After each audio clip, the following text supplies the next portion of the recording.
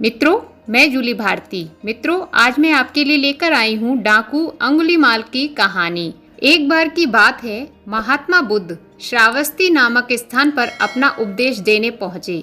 वहाँ महात्मा बुद्ध जी ने देखा कि वहाँ के लोग डर और दहशत से भरे हुए हैं। बुद्ध जी ने लोगों से पूछा कि आपकी दहशत और डर का कारण क्या है। तब लोगों ने भगवान बुद्ध को अंगुलीमाल डाकू के अत्याचार की कहानी बड़े विस्तार के साथ सुनाई और अपना दुख बताया। लोगों के डर और दुख को सुनकर भगवान बुद्ध ने सोचा कि वह अंगुलीमाल से मिलने अवश्य जाएंगे। भगवान बुद्ध की अंगुलीमाल से मिलने की खबर सुनकर श्रावस्ती के राजा ने बुद्ध जी को समझाया कि आप उस डाकू से मिलने ना जाएं, क्योंकि वह अंगुलीमाल बहुत क्रूर और अत्याचारी डाकू है।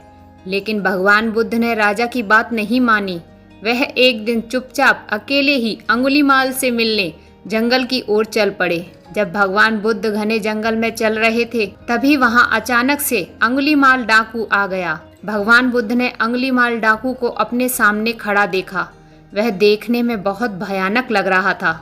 उसके हाथ में तेज धार वाली तलवार थी और क्रोध से उसका मुख लाल हो रहा था। अंगुलीमाल भगवान बुद्ध जी को देखते ही उनकी ओर उन्हें मारने के लिए दौड़ा। तभी भगवान बुद्ध ने अंगुलीमाल डाकू से बड़े प्रेम भाव से कहा, बच्चा रुको, तुम मुझे मारना चाहते हो, किंतु मैं तो यहाँ इस घने जंगल में तुम्हारे हाथों मरने ही आया हूँ। तुम थोड़ी देर में मुझे मार देना, उससे पहले तुम मेरी एक आखिरी इच्छा पूरी कर दो। कहा जाता है, मरने वाले की आखिरी इच्छा अवश्य पूरी करनी चाहिए। भगवान बुद्ध अंगुलीमाल से कहते हैं, तो क्या तुम मेरी एक आखिरी इच्छा पूरी करोगे? डाकू थोड़ी देर के लिए बुद्ध की बात सुनकर सोच में पड़ गया। उसके बाद बहुत सोचकर भगवान बुद्ध से बोला, ठीक है, बोलो क्या इच्छा है तुम्हारी? भगवान बुद्ध ने कहा, पुत्र, मेरे लिए सामने लगे पेड़ से एक पत्ती तोड़ लाओगे?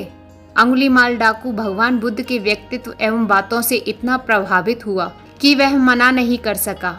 डाकू जल्दी से पेड़ के पास गया और पेड़ से एक पत्ती तोड़ कर ले आया। बुद्ध ने डाकू से कहा, पुत्र, अब बस मेरा एक छोटा सा काम और कर दो। डाकू बोला, क्या? जल्दी बताओ। भगवान बुद्ध ने बड़े प्यार से अंगुलीमाल से कहा, पुत्र, अब इस पत्ती को तुम उसी पेड़ पर लगा दो। भगवान बुद्ध की यह बात सुनकर डाकू क्रोध में आ गया और भगवान बुद्ध से बोला, क्या? ऐसा संभव नहीं है। कहीं एक बार टूटी पत्ती दोबारा पेड़ पर नहीं लग सकती। यह तुम्हें नहीं पता? ये तो कभी नहीं हो सकता। ये पत्ती तो अब कभी भी पेड़ पर नहीं लग सकती।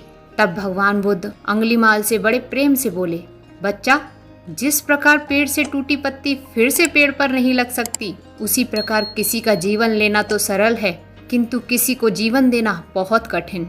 इसलिए बन सके तो लोगों की रक्षा करो, उनकी जान बचाओ, उन्हें मारो मत। भगवान बुद्ध की यह बात अंगुलीमाल डाकू के हृदय को छू गई और अंगुलीमाल डाकू का हृदय परिवर्तन हो गया। उसे अपनी गलती का एहसास हो गया कि वह जो कर रहा था वह सब गलत था। वह स्वयं को धिक्कारने लगा और पश्चाताप की अग्नि में जलने लगा। इसके बाद वह भगवान बुद्ध के चरणों में गिर गया और क्षमा मांगने लगा। अंगुलीमाल भगवान बुद्ध से बोला, हे प्रभु, आप मुझे सही मार्ग दिखलाएं। भगवान बुद्ध ने मुस्कुराते हुए उसे उठाया और कहा, पुत्र, प्राणियों के दुखों को दूर करो, उन्हें सुख पहुंचाने के कार्य करो।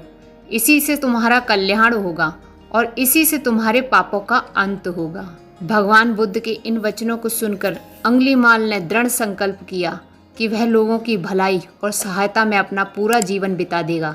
तभी से उसने लोगों की भलाई और सेवा करने का मार्ग अपना लिया।